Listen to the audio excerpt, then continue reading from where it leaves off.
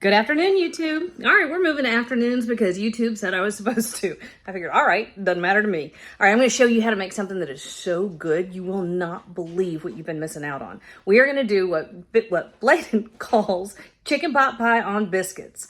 We're making creamy chicken over biscuits, and it is comfort food all day long. You're going to like this one a lot, I promise. All right, let's cook, y'all. We got a family to feed.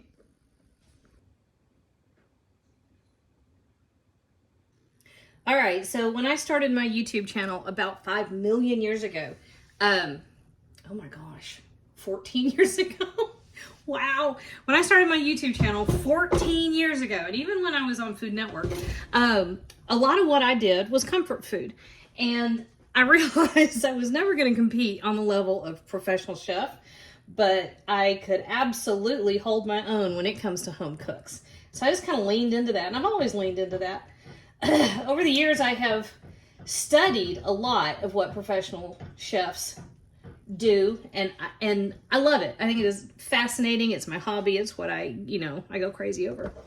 But nothing beats just homemade comfort food. And I'm going to show you one of our all-time favorites. All right, so we're going to do creamy chicken and biscuits, which is just kind of a riff on that whole Southern sawmill gravy thing.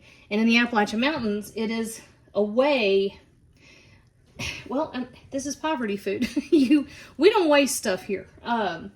It really is considered to be kind of a sin, which, much as I hate people that run around talking about sin, I do feel like in this world, if we're not using what we've been given, that's kind of, that's on me. So this is a way to use up leftovers, and like any good Southerners, we will take anything, throw it in some gravy, and put it on a biscuit, and that's what we're doing here. All right, so I've got 4 tablespoons of butter. It's about half a stick of butter. I didn't measure it. I know that one of the boys was up in the middle of the night banging around in the middle of the kitchen and making midnight snacks. Joey had some friends spend the night. Who did we have last night? We had Amir and Austin, I believe, and they were making a lot of noise. And when I got up this morning, there was several sticks of butter. Of course, it wasn't one stick. And they didn't use a whole stick and leave the rest in the fridge. They had several sticks of butter with some taken out and left the rest on the counter. Why? I don't know. Because they're 14-year-old boys. Anyway, that's half a cup of flour. And we are making our base. So in classic terms, oh, this is for something else. In classic terms, what we are making is a bechamel, which is just a cream sauce. In Southern terms, it is sawmill gravy, which is fat and flour and milk. In this case, we're using, the classic French, the bechamel, is 1-1-1. A tablespoon of flour to a tablespoon of liquid. Tablespoon of flour to a cup of liquid. And if you use cream, you have a bechamel. If you use stock, you have a velouté. We never minded the rules in the Appalachian Mountains, so I'm using half a cup of chicken broth. And we're just going to stir that together until it kind of becomes one. Anytime you're making a sauce or a gravy or what have you, add your first batch or two of liquid slowly and then stir it well until it's incorporated. This is one of the best ways you have to keep from having lumps. Although, y'all, I've said this for years, if you have lumps, strain it. That's all you got to do. It's not the end of the world. Nobody's going to hate you. Nobody will even know. Just run it through a strainer. But you see how that just tightened right on up?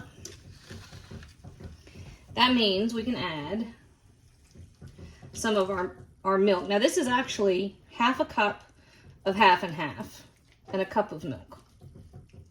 It's whole milk.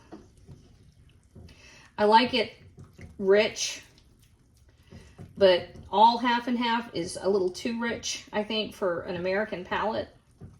Although when the French do it, yeah, I'm all about it. Makes a big difference if you've got the Eiffel Tower in the background when you're eating it, I think. Anyway, a cup of milk.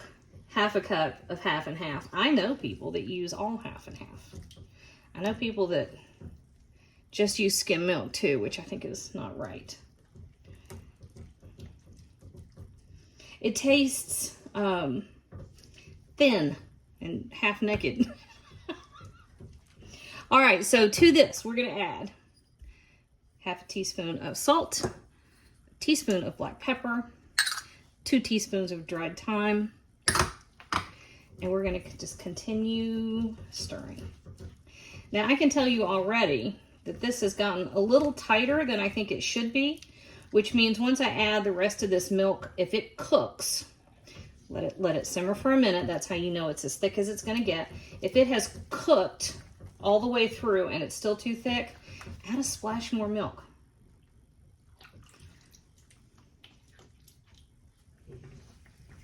That's all there is to that. So we'll see what this looks like here in just a second. My oven has 4 minutes. We are 4 minutes and counting to biscuits. And you saw how fast this went together. We're literally at 5 minutes. 5 minutes and 40 seconds now. So it does not take much time at all. All right, now that we have gotten to this, we're looking for lumps. We're just gonna stir them out. They will stir out. And this is one of those dishes that as it sits, it will become a bit thicker. So like if you're taking this to the table, by the time it has begun to cool just a bit, it will thicken up, just a hint. All right, so I think that's about right. Let's leave it thick, okay? So that's our proportions. Half a cup of flour, half a cup of chicken broth, half a cup of half and half, and a cup of milk. All right, so I have just plain old frozen peas.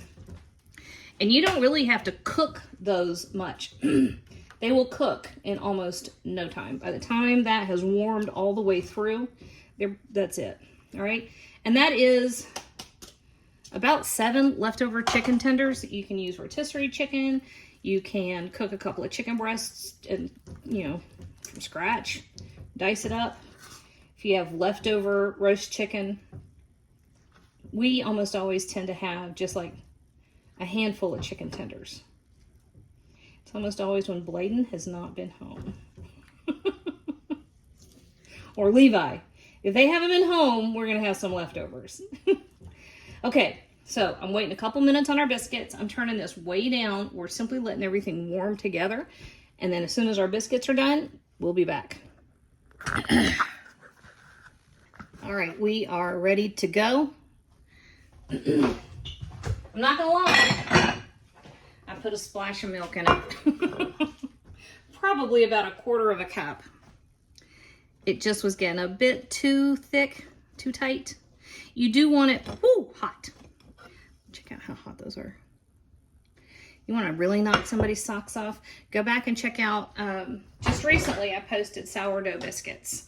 And yes, I made them square that day, and Bladen acted like I'd committed blasphemy. He was horrified, so I made them round. Kids are funny. He's not a kid, he's 21. People are funny. My blaspheme biscuits, that's what they are. My square sourdoughs.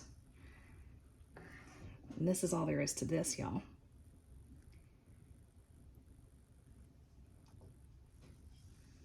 Da, da, da.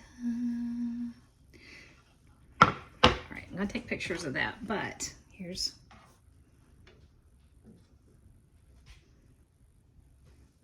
a little taste.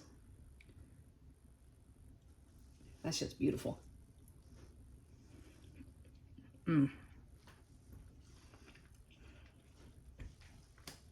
That tastes like grandma. Anybody's grandma. Just a grandma showed up and said, let me show you how to do it. So good.